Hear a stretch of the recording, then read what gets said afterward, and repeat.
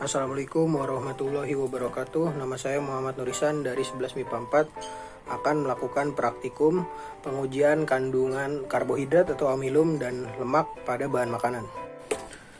Ya, kita akan melakukan pertama-tama adalah uji kandungan karbohidrat pada bahan makanan. Ini adalah sudah tersedia bahan-bahannya dan alatnya untuk pengujinya. Saya akan perlihatkan. Ini beberapa alat dan bahannya. Alatnya adalah betadine sebagai pengganti lugol. Lalu bahannya yang akan diuji ada tahu, lalu ada kentang, ada nasi, putih telur, gula pasir, serta biskuit. Kan langkah-langkahnya adalah meneteskan betadine pada bahan-bahan ini.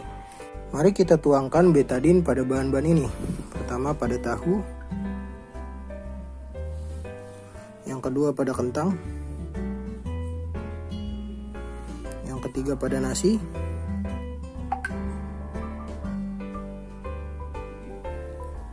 yang keempat pada telur, lalu kelima pada gula pasir, lalu terakhir pada biskuit. Setelah ditunggu dalam beberapa saat, tahu setelah diberi tetesan betadine tidak terjadi apa-apa. Lalu pada kentang berubah menjadi biru pekat, pada nasi juga biru pekat. Lalu pada putih telur tidak berubah warna, pada gula pasir juga tidak, dan pada biskuit berubah warna menjadi biru pekat. Selanjutnya adalah praktek yang kedua, yaitu adalah menguji kadar lemak pada bahan makanan. Dan ini sudah tersedia bahan-bahannya, nanti saya akan perlihatkan.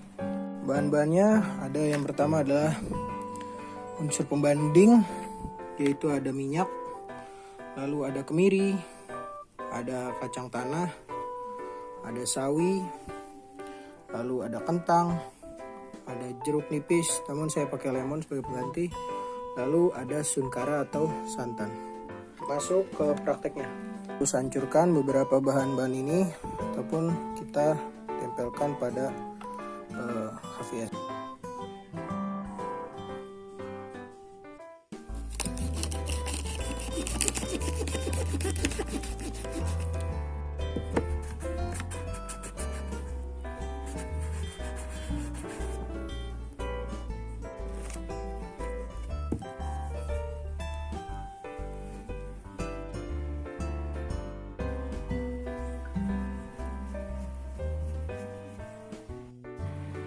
Selanjutnya kita akan membandingkannya dengan minyak. Dalam beberapa jam kita akan bandingkan mana makanan yang mengandung lemak, karena minyak menjadi indikator. Setelah ditunggu dalam 1 jam, kita melihat persamaannya ya. Yang pertama yang sama itu adalah kemiri, lalu ada kacang tanah, dan lalu ada santan. Nah, apakah sisanya ini tidak berlemak?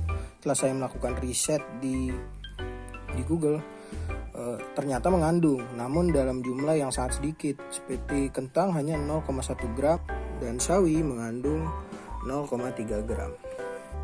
Masuk di penjelasan, yaitu adalah karbohidrat. Dan ini sebagai indikator. Mengapa? Karena di dalam betadine mengandung yodium. Bila yodium bertemu dengan karbohidrat atau amilum ini akan bereaksi sehingga menghasilkan warna yang berbeda, yaitu warna yang biru kehitaman. Contohnya pada hasil dari kentang yang berubah menjadi biru kehitaman, lalu juga ada nasi yang berubah juga menjadi biru kehitaman, dan yang terakhir biskuit, karena mereka bertiga mengandung amilum atau karbohidrat. Hasil perbedaan lemak ada 3 yang mengandung lemak tinggi, yaitu ada kemiri, lalu juga ada kacang tanah dan santan. Mengapa menggunakan minyak sebagai indikator? Karena minyak 90% terdiri atas lemak jenuh. Jadi sebagai indikator kuat bahwa bahan makanan ini mengandung lemak. Kesimpulan dari hasil praktikum saya bahwa makanan yang mengandung karbohidrat dapat diuji coba dengan larutan yodium atau penggantinya betadine sehingga berubah menjadi kehitaman. Lalu contoh-contoh karbohidrat ada nasi, lalu ada kentang, lalu ada biskuit, sisanya gula pasir, putih, telur, dan tahu tidak termasuk mengandung karbohidrat. Kesimpulan